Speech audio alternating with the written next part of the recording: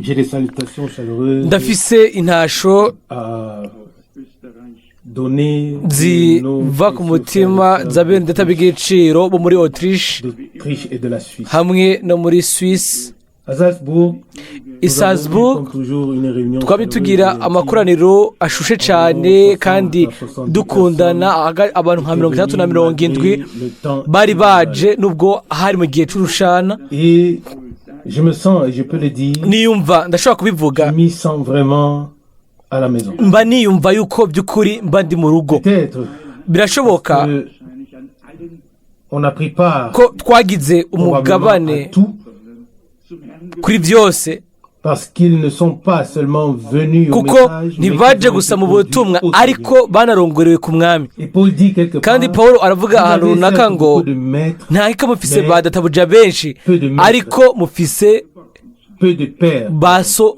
En Christ, bake. je suis Muri devenu Kristo votre nabaye père. so wanyu, Et ainsi, je kandi peux uko dire ndashobora kubivuga et à bien hano naho d'autres endroits. hamwe no mu bindi 2 ou bibanza. 3 se sont Babiri ajoutés. canke batatu On consacre bariyongeye la ko vie au Seigneur. bashikana ubuzima bwabo Et umwami, Nous en sommes également kandi reconnaissants. n'ibyo nabyo tubishimira Imana. La plus belle chose dans toute la Ikintu vie, ciza mu buzima Dans le bwose, service mu et gikorwa dans notre vie, no mu buzima bwacu, quand ni igihe les abantu personnes sont conduites au baba Seigneur. barongorewe kuri Kristo. Chaque connaissance Buri bumenyi est bwose bonne, ni bwiza, bonne.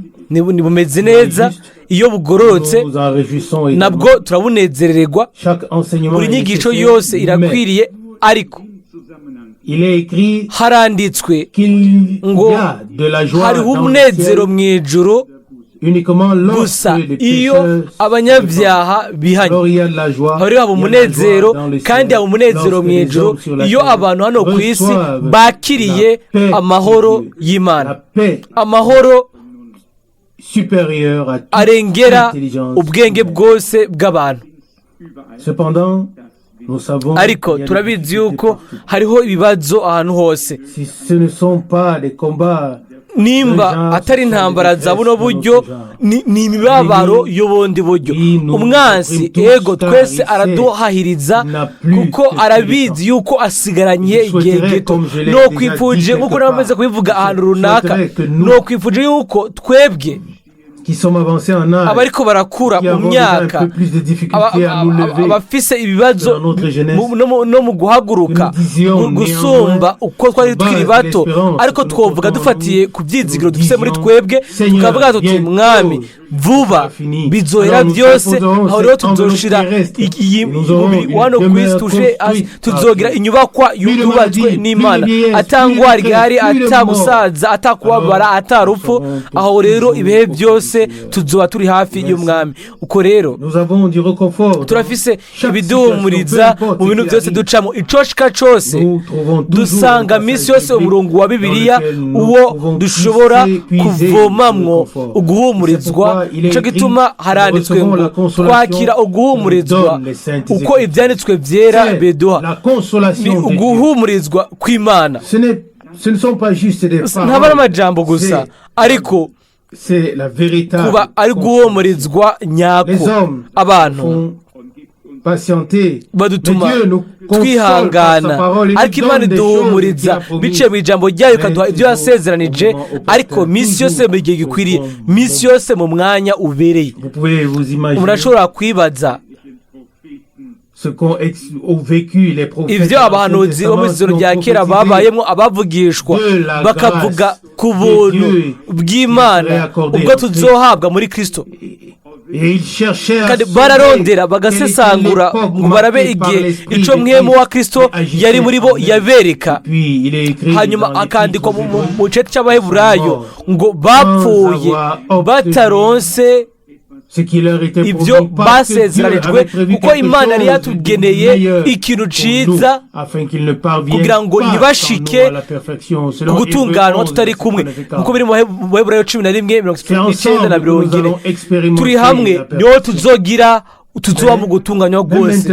ariko vous souvenez de la n'ubu vision nyene de muribuka iyerekwa rya mwendata Il a vu Branham des millions de yabonye personnes au amamiliyoni paradis. y'abantu muri Il a paradizo dit, hanyuma aravuga mais ngo je veux ariko voir mon Seigneur. shaka kubona umwami Alors, wanje l'ange a dit, hanyuma umumarayika je ne aramubwira peux ati pas encore le ushobora voir. ubu Nous kumubona le verrons ensemble tuzobona twese lors de hamwe son retour. igihe azoba agarutse Voyez-vous, mbega murabona Dieu fait toutes choses imana bien. ikora ibintu byose neza Nos frères, bene nos data sœurs na bashiki sont bacu déjà au paradis. bo bari muri paradizo Mais ce n'est que lorsque ariko le n'igihe Seigneur umwami reviendra azoba agarutse que niho nous le rencontrerons tuzomusanganira tous ensemble. twese hamwe Sinon, nous serions atari terriblement uko désavantagés. twoba Si tant tutagize amahirwe nimba d'entre nous benshi avaient muri déjà twebwe boba vu sa baramaze face, kubona mu nyonga hiwe nous hanyuma sommes natwe encore ici, tukaba tukiri ngaha qui, dans la vallée des larmes et des turi souffrances, ngaho mu kiyaya c'amarira n'imibabaro nivyo ari Mais, byiza comme je l'ai déjà ariko dit, nk'uko namaze Dieu kubivuga fait imana tout ibintu bien, byose ibikora au bon neza moment et mu de la gihe bonne gikwiye manière. kandi mu buryo bwiza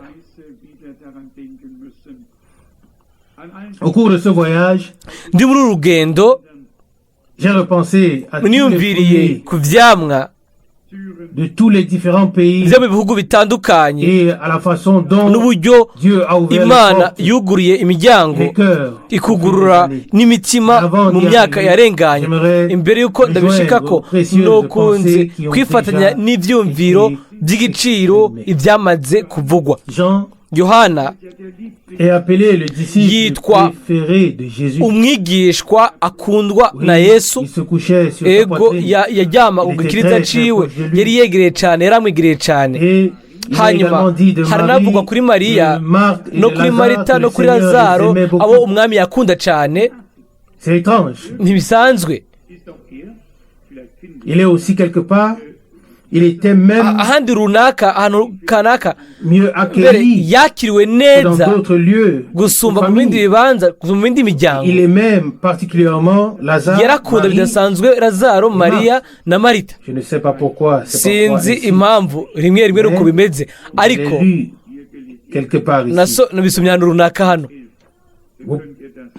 Vous pouvez le lire dans Jean murashobora chapitre 11. kubisoma muri yohana igice cya cumi na Je ne rimwe sais seulement pas exactement sinzi gusa quel neza verset, neza umurongo mais c'est uwo ari we écrit dans tous les ariko cas. biranditswe uko biri kose Et pourtant, au moment ariko mu où on mwanya avait besoin de lui, le mu Seigneur mwanya n'était aho pas umwami là. bari bamukeneye Puis, isoho yari ari d'abord la hanyuma déception, ubwa mbere haba ensuite, ukubabara malgré tout, hanyuma De la déception, nyuma ya byose haba la ukubabara déception qui se transforme ukubabara en une grande et uwo glorieuse. wahindutsemwo intsinzi ikomeye Je kandi voudrais lire y'ubwiza dans nashaka gusoma le premier épître mu de cete Jean, cya mbere au cya chapitre yohana 4, igice cya au kane passage parallèle à ce umurongo que nous avons déjà ubangikanwa entendu n'ibintu de twamaze l'évangile de kumva Jean mu butumwa au bwiza bwa chapitre yohana igice cya cumi na 4. gatanu Jean chapitre 4. igice cya mbere cya yohana igice cya kane dore ku murongo w'indwi Bien-aimés, aimons-nous les uns les autres. abo nkunda Car dukundane l'amour kuko urukundo ruva ku mana Et quiconque aime est né, umuntu wese akunda yabyawe n'imana engendré de Dieu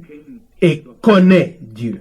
kandi azi imana Verset 8. Celui qui n'aime pas n'a pas connu Dieu. udakundana ntazi imana kuko imana ari urukundo Verset 9. L'amour de Dieu pour nous a été manifesté en ce qu'il a envoyé son Fils iki nicyo engendré cyaseruye urukundo rw'imana muri twebwe ni uko imana yarungitse umwana wayo w'ikinege mu isi kugira ngo duheshwe ubugingo nawe Verset 10. umurongo wa 10 Et cet amour consiste iki nico kirimo urukundo si uko twebwe twakunze imana ariko ni uko ariyo yadukunze igatuma umwana wayo kuba impongano y'ibyaha byacu Bien-aimés, abo nkunda umurongo wa 11 Dieu nous a ainsi aimés, ko imana yadukunze ityo nous devons aussi nous aimer les uns les autres. natwe dukwiye gukundana umurongo wa 12 Personne n'a jamais vu Dieu, nta wigeze kubona imana mais si nous nous aimons les uns les autres, dukundanye Dieu demeure imana iguma muri twebwe no kuyikunda kuba guhinguwe muri twebwe parfait en nous. Amen.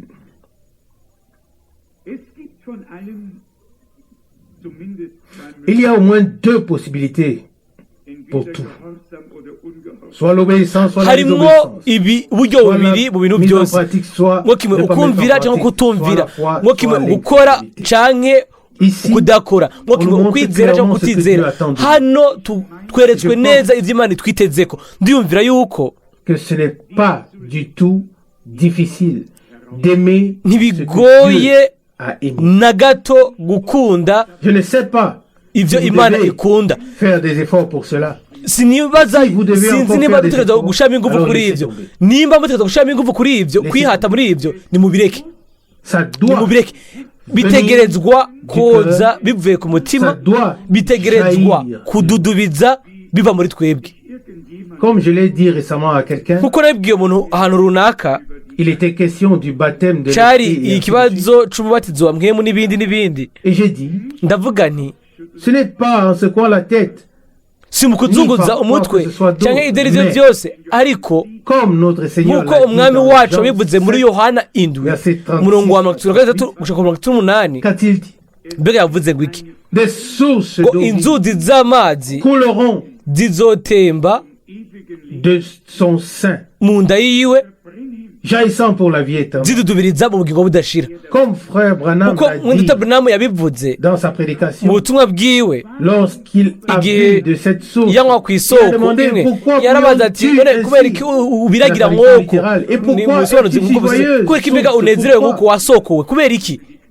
La source ne pouvait pas lui donner la Isoko réponse. ntiyashobora Il a kumwishyura. demandé, Yarabajije ati es-tu heureuse mbega que le uranezerewe gibier yuko vienne boire ici? igikoko De quoi te cishyamba réjouis-tu kiza pour kunywera hano? jaillir Mbega ainsi? unezerezwa n'iki kugira ngo udubize que je ahubwo? boive Mbega ici, unezerwa ko comment dit-il? nywa amazi hano abaza?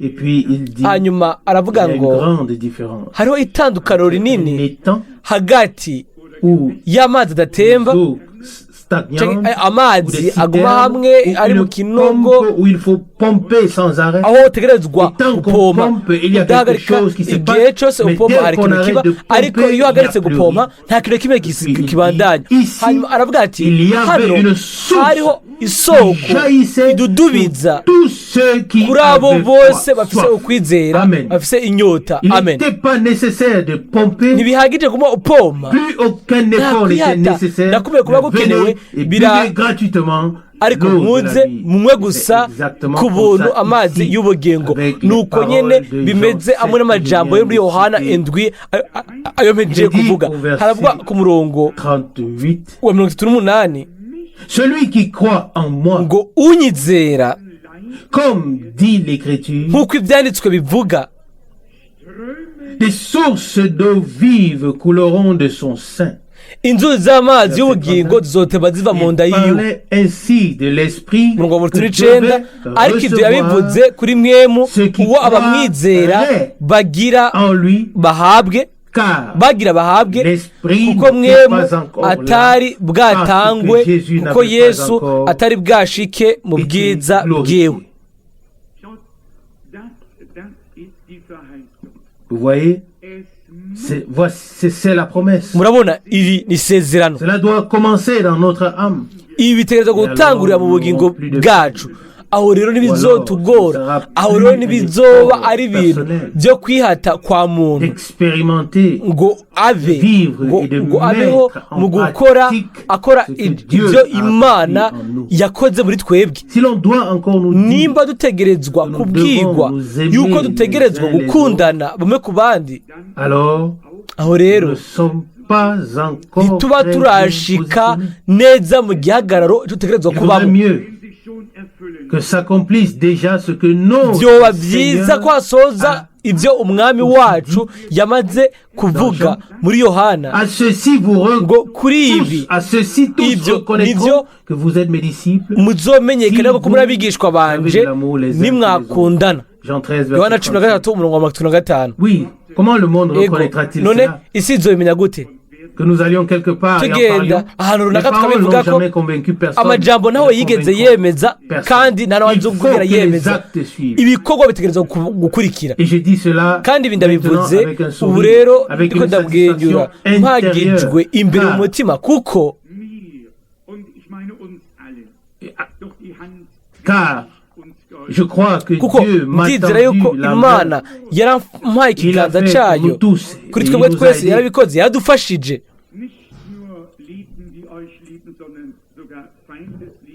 Frère Rousse mwene data l'a bien Rusi lu dans Matthieu yabisomye 5, neza 44. muri Yohana 5:44 ngo mukunde abansi banyu ngo muhezagire abavuma ejo.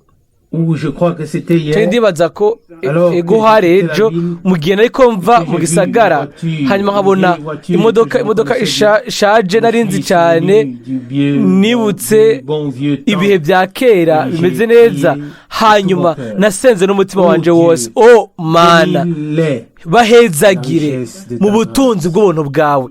On ne peut pas s'empêcher ntidushobora kwibuza une telle paix intérieure amahoro nk'ayo imbere mu mutima, qui surpasse amahoro toute intelligence arengera ubwenge bwose bw'umuntu. Croyez-moi. mu nyizere là où l'intelligence aho s'arrête, ubwenge là buhagararira, où nous ne pouvons plus aho suivre, tutagishoboye c'est là gukurikira, que Dieu commence. aho niho imana by'ukuri itangurira. Igihe cyose dushobora kubyikorera mu bwo bwacu, imana ntikeneye kubikora. Mais si ariko nous nimba lui laissons le soin de le faire, tuyirekeye ngo ibikora izobikora. soudain hanyuma bukwi na bukwi urukundo, une profonde compassion m'a imbabazi z'ibyena zaranyuzuye. ndavuga ni mwami, personne ntureke umuntu n'umwe amaramare aucun de ceux que j'ai aimés. mu bantu bose nakunze kandi bakankunda. Là aussi, qu'est-ce que frère naho Branham a dit mbega muri tabernamu yavuze iki lorsqu'il était là-haut? igihe yari hariya Tous ceux que tu as aimés et qui yarabwiwe t'ont ngo aimé, abo wakunze bose n'abakunze bose imana yabaguhaye hano. ministère, la ubukozi, proclamation ugutangaza ne peuvent être séparés. ntibishobora serviteurs. gutandukanywa Le n'umukozi. ministère, ubukozi, les serviteurs, umukozi, l'esclave, le serviteur, umugurano, tout umukozi, cela va ibyo de byose pair. birajana. Et c'est pourquoi Nicyo nous gituma allons aujourd'hui uyu aborder munsi très tugiye brièvement ce point kuvuga mu afin de mucamake voir ico kintu où kugira nous ngo menons. turabe aho duhagaze. J'ai immédiatement eu à mu buryo l'esprit bwihuse natanguye kwiyumvira cyane nagize ku mutima imirongo myinshi ya Bibiliya ivuga ku mahoro no ku rukundo. mu butumwa bwiza bwa Yohana 13 umwami wacu yaravuze ngo haravuga ngo yari yakunze abiwe gushika ku muhero. hano muri Yohana 13 mu gace ka kabiri k'umurongo wa mbere, Yohana 13 agace ka kabiri k'umurongo wa mbere, ngo uko yakunda abiwe bari mu isi niko yabakunze gushitsa ku muhero. qu'il avait pour eux jusqu'au dernier moment. Cet amour ne s'arrêta pas. Rukundo ntigwahagaze.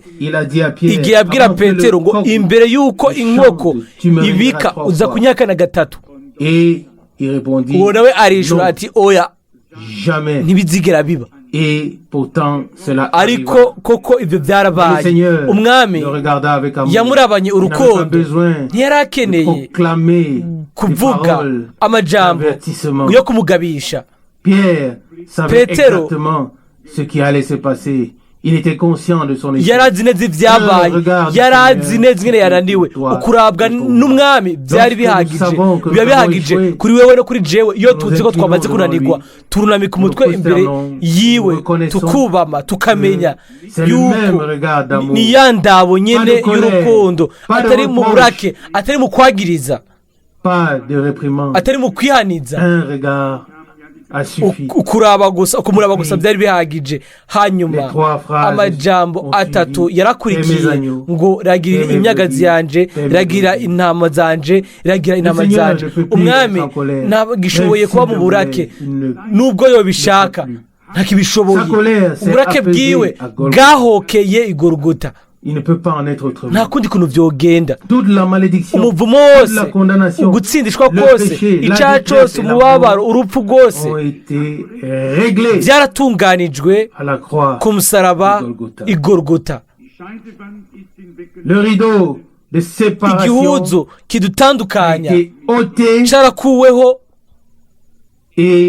nous avons été réconciliés avec kandi twujujwe n'Imana. Ibyo bisigwa ko ubwa mbere twari duhanganye nawe, hariho umucano, ariko twiyujuje n'Imana.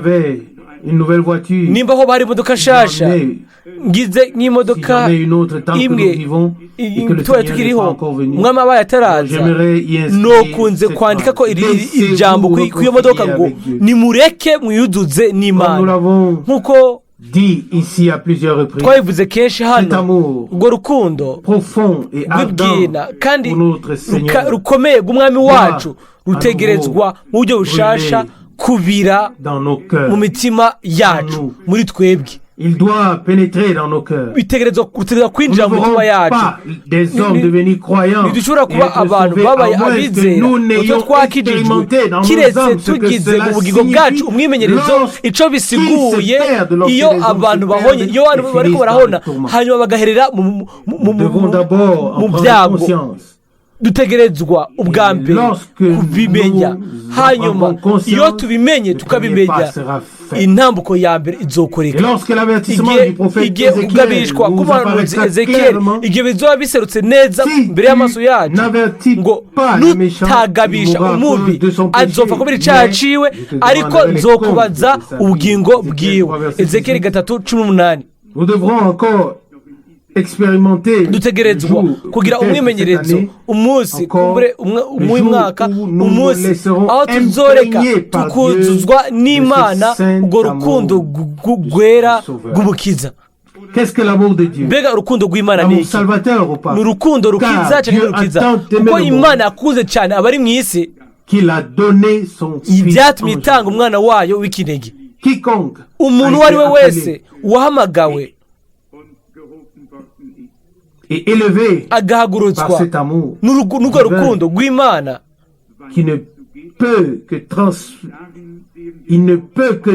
ashobora gusa gutanga urwo rukundo rw'Imana. kandi ngaho turabona naho nk'uko Pawulo abivuga nk'igihe avuga ngo turabahanura turabinginga nimwemere mwuzure n'Imana. umwami aduhe kandi ubwo buntu irindi rimwe kugira ngo mu by'ukuri tube twuzuye dushobore entrevoir ici un peu les cris, les gémissements de dents, les hurlements de ceux qui finissent dans les tourments. tukasura kubona hano tukabona imiborogo no byarisezamye z'abantu baherera mu kubabazwa kugira ngo dushobore kubabwira ubutumwa bwiza bw'agakiza. mbega twabitaye twese umwami wacu yagiye inzira yose kandi turanezerewe ko yabaye umuntu kugira ngo adutahure. nuko gusa niho yashoboye kuba umuherezi mukuru w'umwizigirwa kubera yuko yarageragejwe mu bintu byose nk'uko umwe wese muri twebwe ageragezwa mu bintu byose. mu izina rya kera Imana yari mu mubiri w'imwemu ica urubanza mu buryo bukarishe bukaze kandi mu buryo bukwiriye ariko mu izina rishasha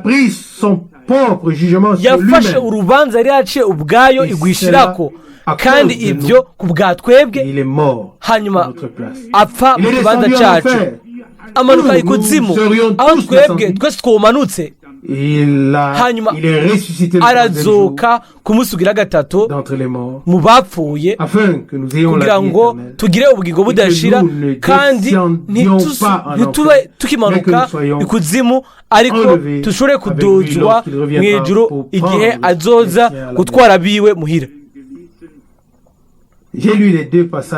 nasomye iyo mirongo ibiri ya Bibiliya buri herezo ry'iyinga. nasomye umurongo wo mu gice byakozwe mu 16 mbere ni mirongo ibiri nashaka kubisomera hano kumbure ngire ikintu nongerako. ibyakozwe n'intumwa 16 agace ka kabiri k'umurongo wa 12. ibyakozwe 16 umurongo wa kabiri.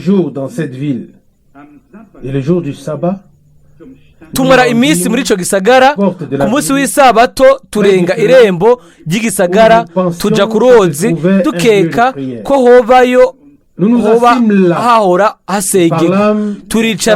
turicara tuyaga n'abagore bakoraniye.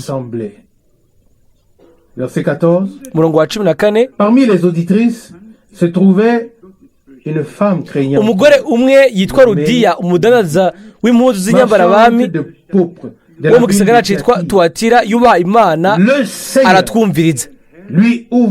Umwami Yesu amwugura umutima kugira ngo awushire ku byo Pawulo yavuga. Umurongo wa 15. Amaze kubatizanywa n'abo mu nzu yiwe,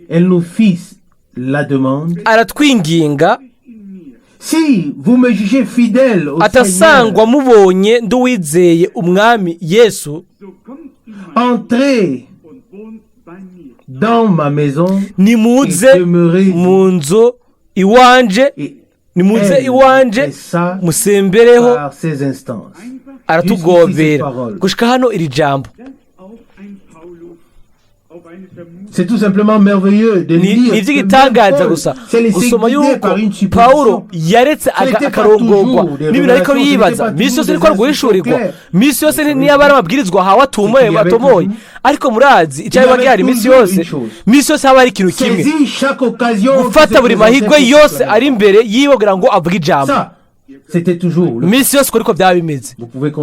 Murashobora kubandanya ugusoma igice gikurikira. Yageze i Atena, agenda ku musozi w'Iyaresi, abonayo abasenga ibigirwamana n'ibyanditswe kuri ibyo ngo Imana itazwi.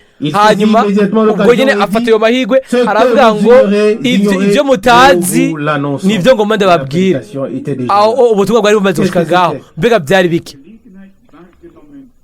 Peu importe où il se trouvait, ntacyo bitwaye ahantu hose yabari, yafata amahirwe akavuga ijambo. Ce qui me plaît particulièrement ici, ikinezereza ngaho ni ukuba umwami ouvre les cœurs, yarugura imitima y'abantu pendant que la prédication ou le témoignage, mu gihe ubutumwa canke intahe bariko barazibwirwa. Umwami iyo atabikoze, nous pouvons aussi nous en abstenir. Turashobora natwe kubyirinda. Voici ce qui s'est passé ici. Ngiki kintu cyabaye hano. Ubwa mbere, c'était une réunion ryari ikoraniro ry'amasengesho ririmo abagore. Musome neza, nta bagabo bari barimo. N'abagore nabo barafise ikibanza cyabo ciza. Ni munyizere ntibari bakoranye kugira ngo banywe agakawa n'icayi, ariko kugira ngo basenge. Wari umunsi w'isabato. Murazi ibyagezwe by'Abayuda, hariho gutandukana by'amategeko ukomeje hagati y'abagabo n'abagore. Twarabigize nk'imyimenyerezo muri Isirayeli, ingene Abisirayeli muri Isirayeli abagore ntibari bafise uburenganzira bwo kuba mu hantu nyamukuru mu isinagogi. Barabibera hasi, bari hasi mu bwugamo, ariko aho mu masengesho nabo bategura imitima yabo ku byaba bigiye gushika. Si seulement Dieu pouvait nous donner de telles sœurs, iyaba Imana yo duhaye bashiki bacu bameze nk'uko, ndizera yuko yarabaduhaye. Ngomba kubereka neza neza ingene tubibona. Car voici ce qui est daba ibyanditswe ku murongo wa 14, la dernière partie. Agace ka kabiri ngo umwami Yesu amugura umutima kugira ngo awushire ku byo Pawulo yavuga. Umurongo wa 15, amaze kubatizanywa nawo mu nzu yiwe. Murabona, bumvise ijambo byihuse, barumvira. Uruzi rwari ruri ngaho, barabatizwa, hanyuma barasaba. Aravuga ngo murongo wa 15 ikurikira ngo nimba mubonye ko nizeye umwami Yesu, nimuze iwanje musembereho. Nabyumviriye ko ku byo Job bwanje nagizemwo ubwimenyerezo mu myaka irenga 20 mvuga ubutumwa mu gihugu cacu no mu bihugu byinshi, mu ruhande rumwe no mu rundi. Ibi birango bibiri byagenda bibangabangana. Abantu abo Imana yuguruye umutima baba bumvira, barabatizwa, kandi ibyo ntibyagarukira ngaho. Bugurura n'inzu zabo bakakira abo babazaniye ijambo.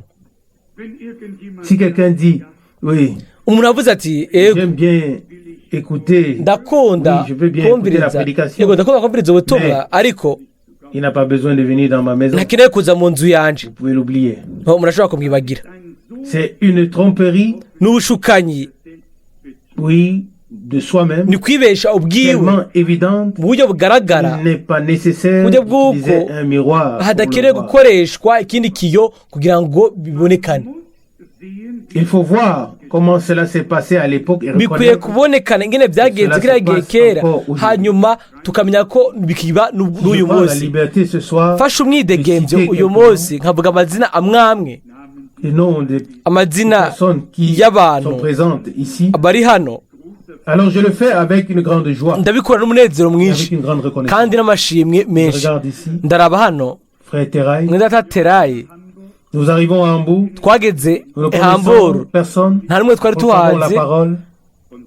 twari tuzi ijambo mbega Après la réunion, habaye iki inyuma il vient y'amakoraniro devant, araza imbere il me dit, arambwira ati mwenda Frank vous pouvez passer la nuit. urashobora kumara ijoro iwacu.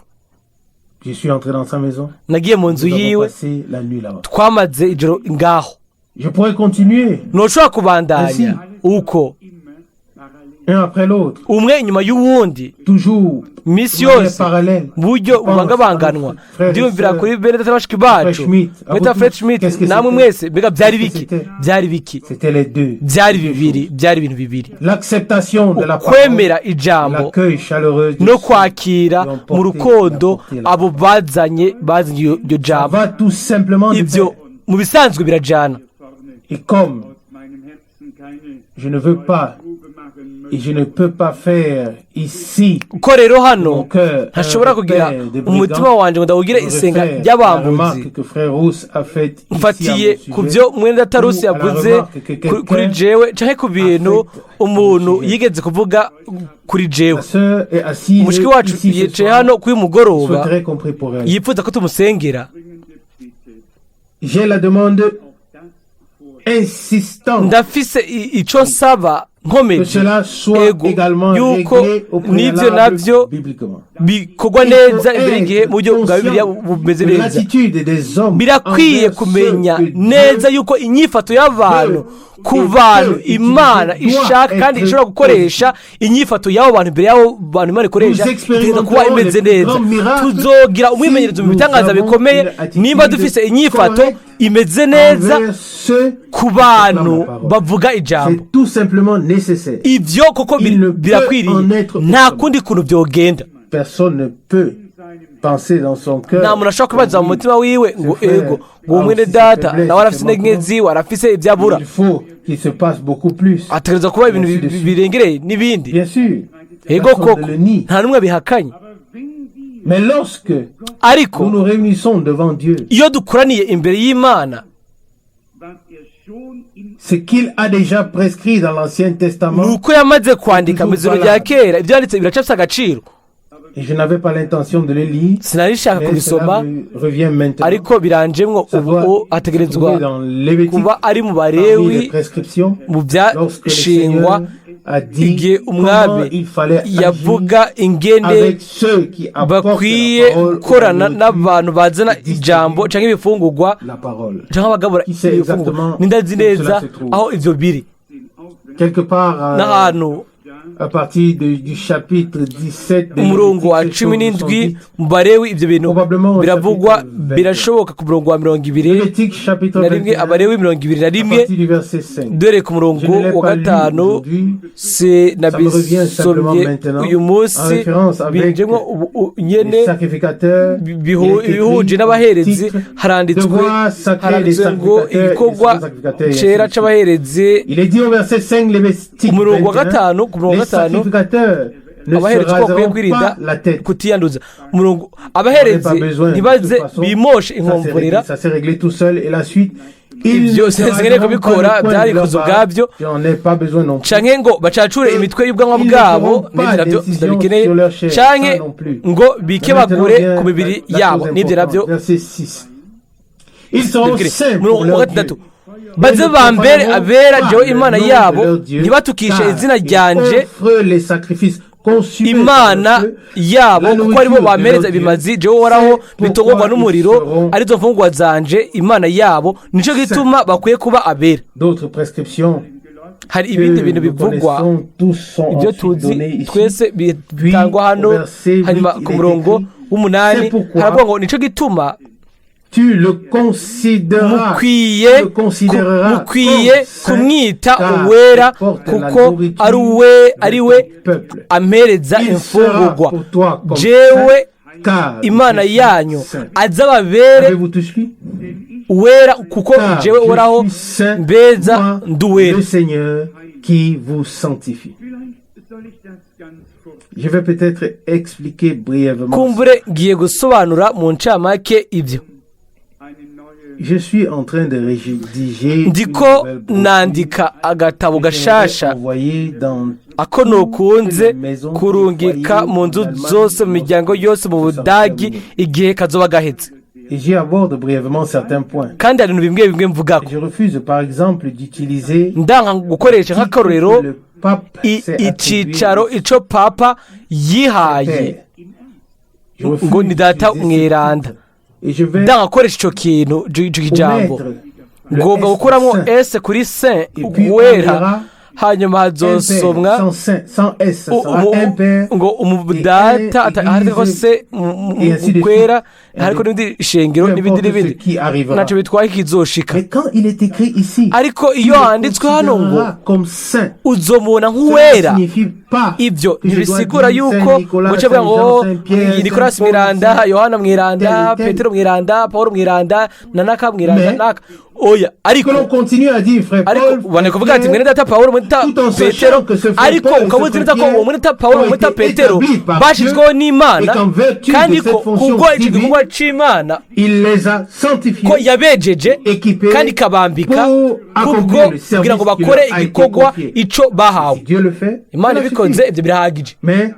Ariko ntituzovugana gato kandi ndabyaza no kubivuga ngo Petero Mwiranda, Paulo Mwiranda, ariko ngomba kuvuga ati Petero umupetero umwe ata esi ariko ata se uwera iyo se iveko. Imana yonyine niyo yera.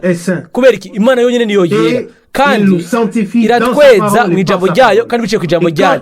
Igihe rero ivuze hano yuko umuherezi uzana imfungurwa z'Imana akaba yashizweho kugira ngo akore ico gikorwa, aho rero ntagenda kuri impano runaka mu mirima, ntagenda gukora ahantu runaka muri atelier, aba ari imbere y'Imana ari mu ikoraniro kugira ngo atange imfungurwa ku bwoko bw'Imana. Ce qui peut encore arriver. Murazi bishobora gushika. Là aussi, nous devons veiller. Naho no tutegerezwa kugaba kugira ngo ntitureke imwemo, tureke ngo iyo mwemo ya kidini yo gutuma umutwe au cours d'une conversation yukudurumuka. Uyu munsi ndiko ndaganira ku telefone namenye yuko umwe muri bene data bakundwa undi hafi cyane yakwiragije ikete rizunguruka mu gihugu mbere mu bihugu byinshi aho yanditsemo ngo umuntu wese atamenya yuko mwene data Frank ari umukozi w'Imana yahawe igikorwa cyo kugabura imfungurwa uwo ategerezwa gukuramo ategerezwa kugira ibyakuramo. Ibyo rero byamereye nabi, mbega turabikeneye. Mbega umwami Yesu yarigeze yivuga ubwiwe, abandi mbega barabikoze. Mbega hari ibintu by'ibisabwa yashizeho, Imana ituguruye umutima nta muntu azobikora. Ariko hari ikintu kimwe kidakekeranye wako, nimba bamwe ku bantu ibintu byihuse abandi nabo bigenda buke buke. Mbega ubu rero tutegereza gukora mu buryo bwo guhata abantu. Ibyo byarambabaje cyane. Imana itegereza kutugira ubuntu bwo kumenya yuko umuntu ahagaze imbere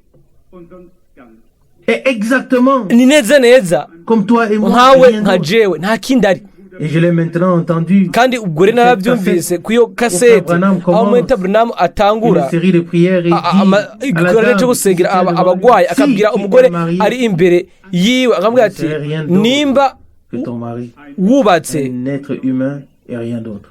nta kindi Mais kintu c'est le don noba que ndi Dieu nje met ndi en umuntu œuvre gusa ici, ndi umuntu et gusa non ari hano l'homme. imbere yawe ariko ni impano y'Imana iriko irakora Chaque hano être humain si umuntu agira ikintu akora n'est qu'un umuntu être wese avuga ari nk'umuntu C'est nyine pourquoi nico gituma Nous pouvons dire avec turashobora kuvugana na nous ne connaissons kuvuga hamwe na plus Pawulo tukavuga personne tuti selon la ntawe chair, tukimenya mu selon mubiri 2 Corinthiens ariko no 5. wa kabiri gatanu Mais cumi na nous gatandatu reconnaissons ariko turamenya ce que Dieu ivyo Imana fait par ikora la proclamation biciye mu gutangaza de la parole. ijambo.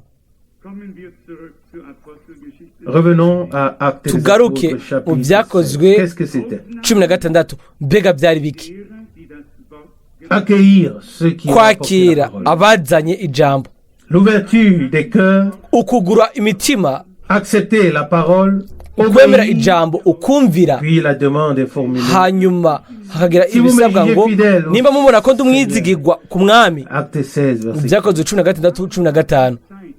Elle n'avait pas encore eu le temps de faire ses preuves. Tout était ntiyari bwagire encore igihe frais, tout cyo nouveau. kubigaragaza Elle venait byose d'arriver. byari bikiri bishasha niho byari bigishika yizera. Si vous me jugez 15 fidèle au 16 Seigneur, aravuga ngo niba mubonye entrez ko dans ndi ma uwizigirwa et ku mwami demeurez-y. nimuze mu nzu yanje ngo musembereho.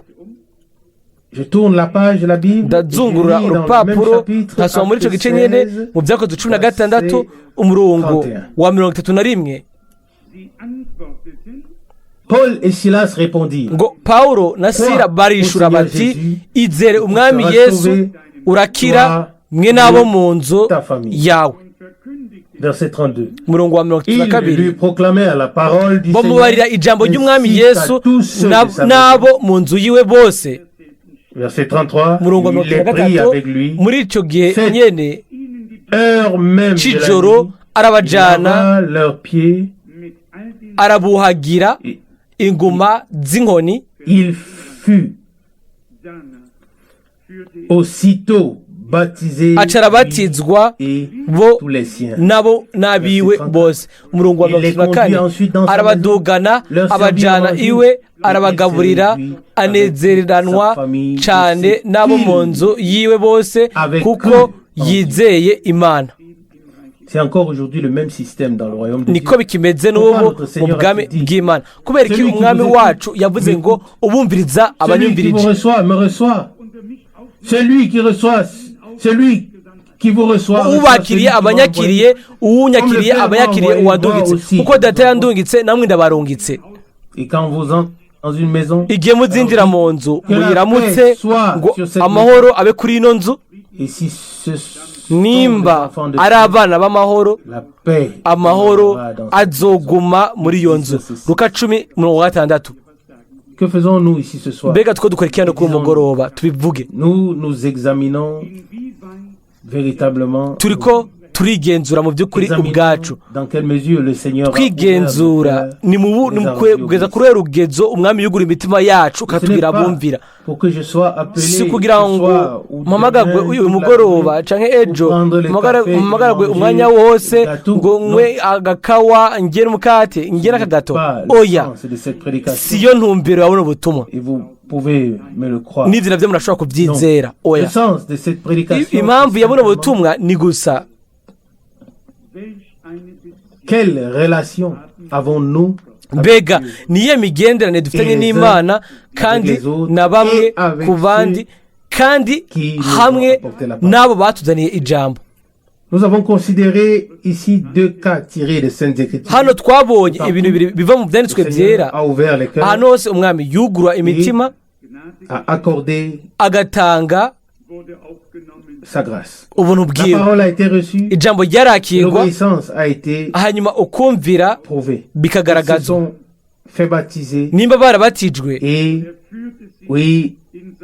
ego barabatijwe haravuga ku murongo wa 34 ngo araduga abajana iwe arabagaburira anezeranwa cyane nabo mu nzu yiwe bose kuko yizeye Imana. Je pense que nous devrions tous nous réjouir. ndiyumvire ko twese twategerezwa kunezerwa tukanezererwa icyo Imana yaduhaye. ego ndabona kuko mwendata Elmut Miskis azunguje umutwe. Oui, c'était pareil là-bas. niko byari bimeze hariya. J'ai vu à Sao Paulo. nabonye i Sao Paulo nabonye igisagara kirimo kumbure imiliyoni zitandatu z'abantu mbere zirenga. Hari abantu barabyara cyane, baragura cyane gusumba ino. Hanyuma ukwira kwe arambwira ngo ingo iwacu kandi byarakoretse. Nobane kubavuga benshi ahantu hose Imana yugurura imitima n'imiryango n'inzu bene bakorera hano mu ijambo, mbega baratumirirwa buri meza yose, muri buri nzu yose. Ngwiki havuze buke hari buke Mweta Schmidt. Bibiliya iravuga ngo umuzezwa shengero abereye icubahiro gikubye kabiri. Ntidukwiye kurindira yuko umuntu ashira urugori rw'amashugwe ku mva yacu nk'umutima nawe yabivuga, ariko tukamuha agashugwe akiri hano ku isi. Turashima n'umutima wose ku bwa mwene Data Rusi. Et nous avons beaucoup à rattraper. Kandi turafise byinshi byo gushikira. Gushika uyu munsi ni gake cyane twanyweye ngo turire hamwe. Nabwiye Mweta Schmidt uyu mugoroba ntazi neza ibiza guhaba bivugirwa hano. Que diriez-vous d'aller manger demain soir avec mo bivuga kwiki ejo ku mugoroba muri gusanga na Data gusa yaranyishuye ati ndekera amahoro. Murazi quelle est la pensée murazi ico cyumviro turi hagati yacu, ariko mu byizire rimwe de pouvoir abattre un mba numva nobaga inka le barbecue nkata venez tous nkababwira mwese nimuze bete n'abashiki banje muze dusangire un barbecue tugire umunsi mukuru tumbere umwanya turi kumwe, hanyuma tubandanye gufatanya turi hamwe. Mbega nico bari ikintu ciza. Uvuze wiki ego nuko nyene. Hanyuma umuntu umwe yovuga mbega ivyo birakwiriye kuba, mbega mwemvere yuko ivyo tugira neza umuntu wese yipfunyapfunyije mu kabarara kiwe, hanyuma tukaramukanya binagoranye. Hanyuma iyo tukaramukanya gusa iyo turigana iyo tugiye gusa naho nyene turaba ibubafu n'iburyo, turaba umugabo cyangwa umugore agiye, ibyo ntibikwiye kuba bimeze uko. Imana ishaka ko urukundo yashize muri twebwe rugaragazwa kuri bamwe no ku bandi. Sinotangara nimba umunsi umwe mu gihe gito shoboye kubaga inka, hanyuma nkavuga ati rero nimuze ubundi nawe agakora agacumba umutsima, nkiciyeho nka uwundi agakora amasarade, uwundi nawe akazana agakawa, hanyuma tukabwirana tuti uyu mugoroba hano et nous le resterons jusqu'à la fin. Mbega tuvuga iki kuri uyu mugoroba? Tuzogoma turi abantu bameze neza, bakomeye neza, kandi tuzogoma uko gushika kuherezo abantu bataborewe. Imana izodushigikira kandi izodufasha, izobandanya kwimbika urukundo ubwo tuyifitiye n'urukundo ubwo dufitanye bamwe ku bandi. Urukundo le premier fruit. Nico camwa ca mbere ca mwemu. Vous pouvez le lire dans Galates chapitre 5. Urashaka kubisoma muri Galati igice gatanu ngo icamwa camwe kivugwa inyuma yuko ibyamwa by'umubiri nabyo biba byavuzwe n'urutonde rwabyo byose. Abigalati ya gatanu umurongo wa 19 ibikorwa by'umubiri biragaragara: ubushakanyi, ibihumanya, l'idolâtrie, la magie, l'inimitié, les inimitiés, les querelles, la jalousie, ibihumanya by'isoni nka gusenga ibigwamana, uburozi, ubwansi, intonganya, ishari, uburake, ikeba, kwitandukanya, ibice, igono, kuboregwa, kudandarirwa n'ibindi bene ibyo. Même les partis pris, les querelles, les jalousies, kwica ibice, guharira, uburake, ibyo bintu byose biri mu rutonde rumwe. Il est dit ici, hanyuma aravuga no ku murongo verset 21. Ku murongo wa 21. Oui, je voulais le verset 21. Nshasoma umurongo wa 21. Igono, kuboregwa, kudandabirwa n'ibindi bene ibyo. Je vous dis d'avance, comme je l'ai ibyo ndabibaburiye nk'uko nabibaburiye kera, que ceux qui commettent de telles choses yuko abakora ibisa bityo n'hériteront pas batazoragwa ubwami bw'Imana. n'hériteront pas du royaume de Dieu. batazoragwa ubwami bw'Imana. Turabaragwa b'Imana kandi turabarabaganwa na Kristo, ariko si hamwe n'urutonde rw'ibyaha n'ubwo rutonde rw'ibintu bimeze nabi bivugwa hano, ariko dutegerezwa gushobora gutondekwa mu rutonde ruvugwa ku murongo wa 22 na 23, Abigalatiya 5:22 na 23. Ariko ibyo mwe muyama ni urukundo, umunezero, amahoro, kwihangana, kugira neza, ingeso nziza, kuba umwizigirwa, ubugwaneza, ukwirinda. Ibimeze bityo nta byagezwe bibibuza. Murongo wa 24. Kandi abakristo Yesu babambanye akameremere kabo n'ibyo gahamiye n'ibyo kifuza. Ubure ku murongo wa 25 n'uwa 23 hariho ikintu kidasanzwe. Hari ikintu kidasanzwe ku murongo wa 25, Abigalatiya 5:25, namba tubeshwaho na mwemu tuyobogwe na mwemu. Harashobora kuba itandukaniro hagati yo kuba ugendeshwa na mwemu no kugendeshwa n'umubiri. Ibyo bibiri, ubuzima bw'imbere n'ubuzima bw'inyuma bihuze. Murongo wa 25, nimba tubeshwaho na mwemu tuyobogwe na mwemu, ibiri imbere mu mutima n'ibiri inyuma bigende bihuza. Murongo wa 23 baravuga ngo ntitwifate uko tutari ngo twandurutsanye tugiriranire ishari. Hariho ibintu byinshi ibyanditswe byera bivuga kugira ngo dushigwe imbere icirore, kugira ngo tumenye, kugira ngo tumenye ingene tumeze imbere y'Imana. Hano twabisomye ugusenga ibigwamana, uburozi, ubwansi, intonganya, igono, ukuborerwa, kudandabirwa n'ibindi byose. Abantu bakora ibintu nk'ibyo ngo ntibazoragwa ubwami bw'Imana. Imana ishaka kudufasha, Imana yaradufashije, izoshikamisha igikorwa cyayo yatanguye kugira ngo dushobore kuba isoko y'umugisha ku bw'abandi. Turabyakira, twakira abo yarungitse, twakira ijambo ryiwe, kandi ko tubiririmba hano muri Zaburi, muri kantike 108, mukuri byangiriye neza ngo o raba umwagazi w'Imana w'igiciro yitanze ku bwawe. Egera umusaraba witegereze amaraso y'igiciro, amaraso gusa niyo aduhumanura ku cyaha cyose.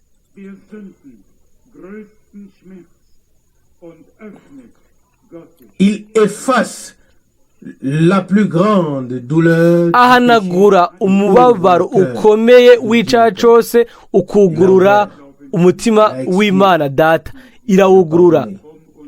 Nous l'avons accepté, nous sommes ici pour le remercier. Urahongera, Imana yarababariye, turi hano kugira ngo tuyishimire mu kwizera, hano tuyishimire n'umutima wacu wose. Yakoze ibihambaye kuri twebwe kandi turabinezererwa. Turahaguruka hanyuma tuyihe icubahiro. Seigneur, je te remercie aussi Mwami, pour ce soir. ndagushimira kandi kubw'uyu mugoroba. Pour les exemples, ndagushimira kubwo imyimenyerezo, kubwo uturorero dukomeye utwaduhaye mu ijambo ryawe, kugira ngo dushobore kwigenzura nimba igikorwa cawe carasoreje muri twebwe cyangwa kitarasoza muri twebwe. Ndagushimira uyu munsi kubwo umuryango wa mbere wugurutse muri kino gisagara, inyuma y'uko tumaze kuronka ubutumwa bw'Imana. Ndagushimira kubwo nyokuru wa Boge, mushiki wacu Boge, uyo muri icyo gihe yatanze inzu yiwe yuguriye umuryango aravuga ngo nimuze iwanje. aho niho twasobanurira niho twumvirije ubutumwa bwa mbere bwa muri Data Branham kandi tukaba twarabusobanuye ku ikaseti.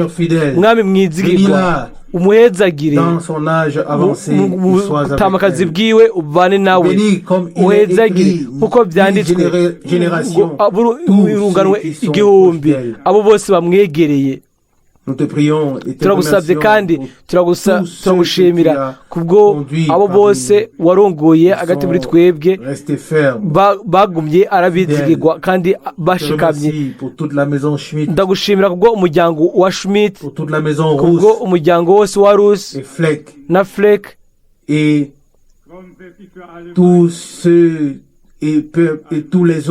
nabo bose mwami mu buryo bushikamye bene data bose na bashiki banje abo bose tudashobora kuvuga ko. ndagushimira buri mwene data wese na bashiki wacu. ndagusabye mwami uturungikire gusa abantu hano bagamburukira ijambo ryawe hamwe na gahunda yawe y'Imana. mwami mwizigirwa abantu bafite umutima ukunze kuri abo bakuzanire ijambo ryawe hano. mwami uduhe gutahura ko tugwanirira ubwoko bwawe imbere y'isi yose ntacyo bitwaye nimba bakoze iby'ukuri cyangwa bakoze amakosa ibyo ntacyo bitubwiye. turabizigirwa ku bwoko bwawe kubwo ugutoranywa biciye kuri Aburahamu, kuri Isaka no kuri Yakobo, kandi turabihagarara ko mwami wizigirwa muri ubwo buryo nyine. turabizigirwa bamwe ku bandi ku bwoko bwawe bwose, ku rubyaro rwose rwa Aburahamu, nk'uko Pawulo yabyanditse mu Bigalatiya kandi murongo wa 28, nk'uko Isaka yari ari muri abana b'isezerano. mwami mukundwa udufashe kugira ngo dushigikirane bamwe ku bandi, twoba twakoze amakosa cyangwa tutayakoze udufashe iminsi yose kugwanira bene data na bashiki bacu icyo byo dutwara byose. uduhe inyifato imeze neza y'abantu bakomeye. Bwana yizigirwa ucecekeshe abandi bavuga ukundi, mbere ubugare umunwa niba bikwiriye kuko Pawulo yabikoze kiriya gihe kera agavuga ati mwamome zikuyunguje kwingwa Imana izogukubita. mwami wizigirwa ukore kugira ngo tumenye by'ukuri aho tugiye kuvuga, aho tugiye kunuma, aho tugiye kuvuga ijambo ryo guhanura cyangwa ryo guhumuriza, n'aho dutegerezwa kunumisha abafarisayo. tumenye aho dukwiye gufasha abarushe n'abaremerewe, kandi dushobore kumenya aho dukwiye gufata inkoni tugatembagaza amameza kugira ngo inzu yawe tuyigire inzu y'amasengesho. mwami mukundwa udufashe iminsi yose kugira ngo tugire gutandukanya ibintu muri ubwo buryo. ndagusabye mu buryo budasanzwe kubw'ibyo. nitwizera yuko kino kibanza cyera, ariko turizera yuko wewe uwera uri hano mu ikoraniro, kandi ko utweza biciye mu kubano kwawe, biciye ku ijambo ryawe, biciye kuri mwemu wawe, biciye ku maraso yawe. amen. turi hano mwami kugira ngo dusenge ikibanza, ariko kugira ngo tugusengere mu bwemu no mu kuri. amen. mwami mukundwa twarakwakiriye wewe n'abasabyi bawe bose. Dawidi abaye hano uyu munsi yotumigwa ku meza yanje mwami, cyangwa Pawulo, ariko ubu rero turi hano mwami. Mana yizigirwa ndagusabye n'umutima wose ubiduhe twese muri kino kibanza ubuntu bwo kuzuza ibisabwa byose nk'ikoraniro kugira ngo dushobore gusenga twese turi hamwe uko byagenze ku ntango twavuga tuti mwami we abasabye bawe ububasha bwo kuvuga ijambo ryawe bashize amanga kandi urambure ikiganza cyawe ukore usohoze ibimenyetso n'ibitangaza nk'uko byakozwe kare 19 uko wemeze ijambo ryawe mwami tukwizigije ubu wose wacunguwe n'amaraso udufate uhagurutse abacitse intege ukomeze amavi ariko aracika urudendevo ukomeze ibiganza bicitse intege mana yizigirwa kugira ngo tugende imbere mu kwizera uduhezagire twese turi hano twese duserukiwe mu bihugu byinshi ariko turi umwe muri wewe biduhe kuko twamaze kubigusaba kandi nk'uko twabisomye uduhe ubuntu bwo kuba tutaba gusa mu mwemu ariko tunagendeshwe na mwemu kugira ngo iby'Imana muri twebwe bishobore nabyo kuba bigaragara hano ubime ubiduhe uduhe ubuntu ku bw'ibyo udupfukishe amaraso yawe utuyoboreshe mwemu wawe ijambo ryawe minsi yose ribe umuco ku nzira yacu uhezagire bose mu buryo budasanzwe imitwaro iyo mfise hano imbere yanjye mwami uhezagire bose ube hafi yabo utange ukubohoka utange ugucungurwa utange agakiza utange ubuntu ahantu hose bikwiriye turabigusabye kandi urahezagire iherezo ry'iyinga uzubane natwe utureke dukorane hano mu kwizera yuko uri hano nk'uko wabisezeranije turabigushimira ibyo mu izina ryera rya Yesu haleluya amen amen.